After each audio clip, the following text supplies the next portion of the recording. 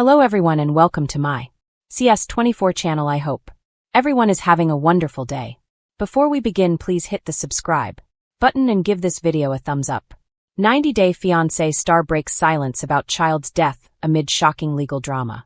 A 90 Day Fiancé star is dealing with a heartbreaking loss as she faces another legal challenge. Leda Margaretha, 36, is going through very hard times. She's always played the villain, but right now, the woman that the internet loves to hate is confronting one of the most painful things in life: grief. She's lost something irreplaceable, and as she struggles to come to terms with her heartbreak, she must convince an important authority figure that she had a good reason for breaking a rule. On screen, before this recent crisis, Leda often seemed callous, greedy, and dishonest. She was the woman who famously kicked her now ex Eric Rosenbrook's daughter Tasha Rosenbrook out of their home. As per US Weekly, Leda had to go to court after she was charged with bail jumping on July 17. She wrote the judge a letter to explain why she hadn't given the authorities her new address and phone number. In that letter, she shared some heartbreaking information, revealing that the death of her baby daughter, Elisa Rosenbrook, left her in a very dark place. In fact, for weeks, Leda couldn't really function. Her grief was too intense. The father of the child she lost is Eric, but Eric and Leda aren't together anymore. 1 week after she lost her baby, 90 Day Fiancé's Leda Margaretha was arrested in Wisconsin. In light of her circumstances, it seems like she deserves leniency. Her baby passed away on July 9, and she was arrested shortly after. When people are living with that kind of loss, it's totally understandable that they would neglect some of life's more mundane details. In the Facebook post shown above, Eric talked about the death of their daughter, calling it, "It could be argued that people in the throes of searing and profound grief aren't in their right minds. They do deserve some grace." Leda is happy to follow the rules now that she's had a little time to process her pain. She'll never get over this wrenching loss completely, but hopefully, things will get easier for her. The judge didn't really choose leniency. That's because Leda's been involved in domestic disputes with Eric. Those incidents have gotten bad press, and one of them occurred after their baby passed away. Their relationship has always been extremely turbulent. They've split up, and maybe that's for the best. The judge, looking at some facts as per the previously mentioned source, did order Margaretha's release. However, they threw the book at her in other ways, as she had to. This could be one of the most difficult phases of Margaretha's life, but there's always hope. Although she needed to give up her passport and she can't leave the state she's living in, she can take time to heal. After that kind of loss, she might want to consider grief counseling. If she finds a safe space to talk about her emotions, she'll feel better. It won't happen overnight, but in the future, the 90 Day Fiancé star may find that she's able to smile again. Below is a creative style article of about 1,000 words based on the reports about Leda Margaretha, a 90 Day Fiancé star, breaking her silence regarding her newborn daughter's death amid ongoing legal allegations. Note: this piece blends factual reporting with narrative flourish. Some parts are interpretive, not strictly factual. She had stayed quiet for weeks, letting grief carry her beneath the earth like a river of darkness. But at last, Leda Margaretha lifted her voice, fragile, trembling, yet resolute. She addressed the world, the media, the fans, the skeptics, and above all, the memory of the little life lost. The shattering silence. The news first broke through entertainment outlets in late August. Leda, formerly seen on 90 Day Fiancé, was entangled in a legal storm tied to the tragic death of her newborn daughter. Many questions swirled. What happened? Who was responsible? What accusations were being levied?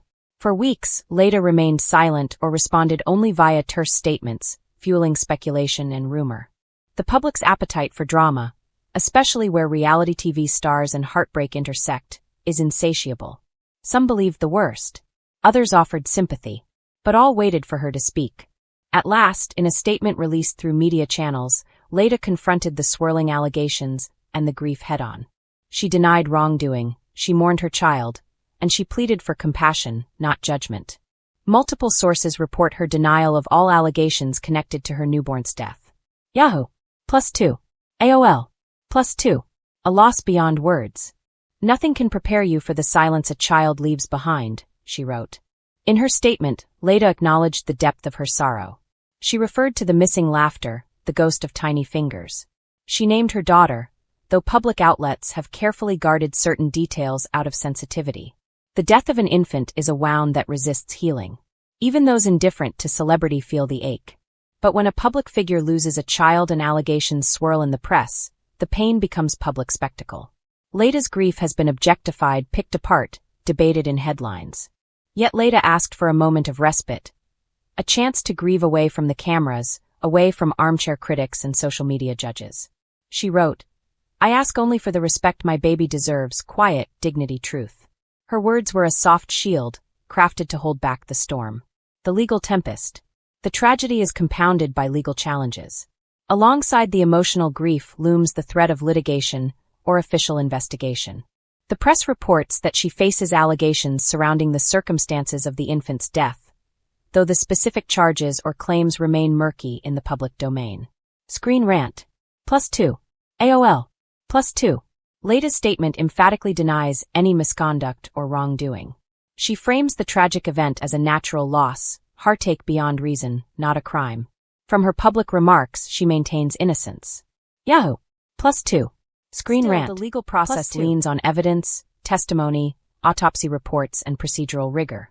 The press has speculated about involvement of various parties. Some rumors finger the baby's father, Eric, though Leida's statement does not cast direct blame. Reports note that Eric and Leida were no longer together. Facebook. +2. Screen rant. +2. In such cases, the burden of proof rests with the prosecuting or investigating entity. Leida, in her statement, challenges them. Let the facts, not gossip, guide the public perception. The human in headlines. As a reality TV alumna, Leida is no stranger to public scrutiny. Her life has been dissected on screens and in tabloids. But the death of a child is different. It transcends ratings, it resists trivialization. The stakes are higher. Even fans and critics feel conflicted. Can one separate the persona from the person? If someone has made poor on-screen choices, do we deny their right to humanity and grace in tragedy? Leida's statement hints at that tension. She recognizes her public identity, but pleads for a boundary. I am a mother first, a person in grief, before I am the star people watch. Her words seek to reclaim the smallest domain of privacy amid global exposure. The pressure of public mourning. The social media machine never sleeps. Tweets, Instagram comments, TikToks dissect every phrasing in her statement. Some leap to defend her. Others immediately treat her as guilty until proven innocent. The court of public opinion moves with the speed of outrage. For Leida, this means every tear, every silence, every phrasing is examined. A misstep or miswording could be weaponized. Yet she chose to speak, rather than remain forever in the void. That takes courage. To risk further scrutiny just to assert a simple truth. In her statement, she gently asked the press and the public not to propagate falsehoods. She urged them to wait for evidence, to allow the investigation to proceed untainted by rumor. She acknowledged that pain does not absolve blame, but also warned, let not grief be twisted into accusation. The plea is elegant, heartbreaking. What comes next? The coming weeks will be pivotal. Investigators or legal authorities may disclose more details. Autopsy reports might become public. Witness statements could emerge.